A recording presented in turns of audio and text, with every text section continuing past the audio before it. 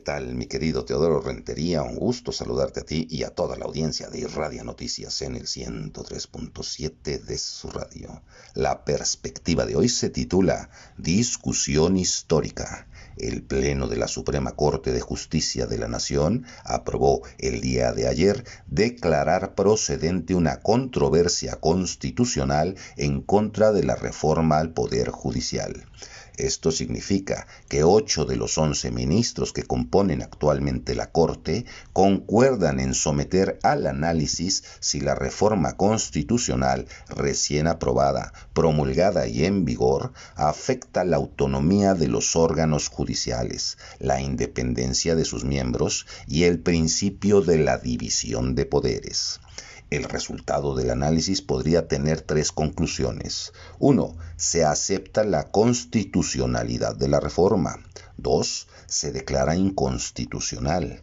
Y 3. Se declara constitucional, pero se le hacen ajustes para evitar y corregir el que sean violados los principios republicanos bajo los que fue concebida la Constitución de 1917, producto de la Revolución Mexicana. La propuesta del ministro Juan Luis González Alcántara Carranca se fundamentó en el primer párrafo del artículo 11 de la Ley Orgánica del Poder Judicial de la Federación, en el que se establece que el Pleno del Tribunal debe velar por la independencia de los órganos e integrantes de la Judicatura Federal, mismo que, junto con la fracción 17 del mismo ordenamiento, otorga al Pleno la facultad de conocer y dirimir cualquier controversia suscitada en el Poder Judicial de la Federación. Y por tanto, cito, considerar que la petición sí puede ser admitida y procesada. Hasta ahí esa cita.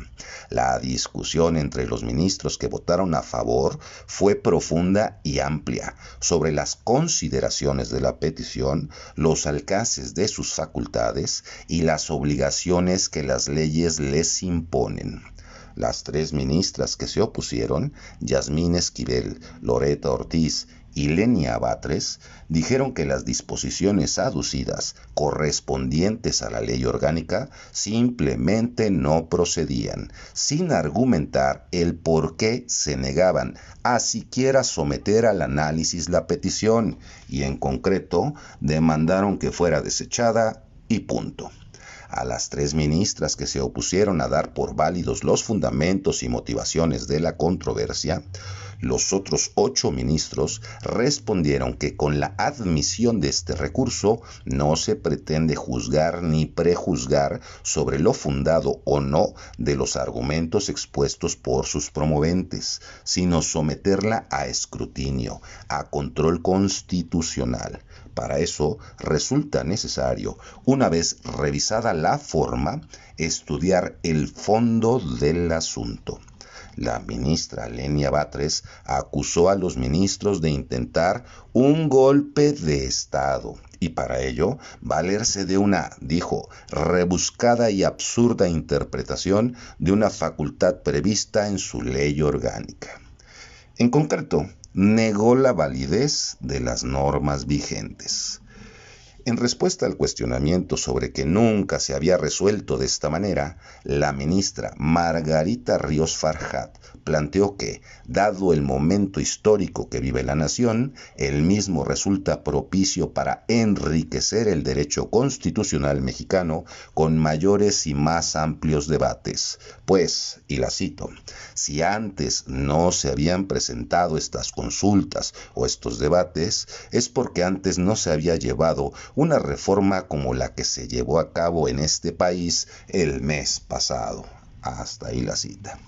Independientemente del resultado de la consulta, de la sentencia, producto de las deliberaciones de la Corte y de que el Ejecutivo lo acate o no, Ya el hecho de que el tribunal realice un análisis a fondo de la reforma que debieron hacer las legislaturas que la aprobaron y no lo hicieron, será de utilidad para tener mayor claridad sobre el terreno constitucional que pisamos y el camino que pueda tomar lo que todavía tenemos considerado como una república.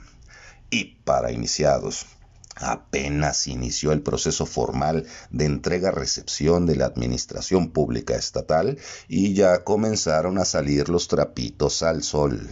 Los señalamientos sobre posibles irregularidades, abuso de poder, omisiones, desvío de recursos públicos y una larga lista más son motivo más que suficiente para estar muy atentos a los resultados de las auditorías que habrán de practicarse y a las denuncias que se presenten contra funcionarios del gobierno que acaba de terminar.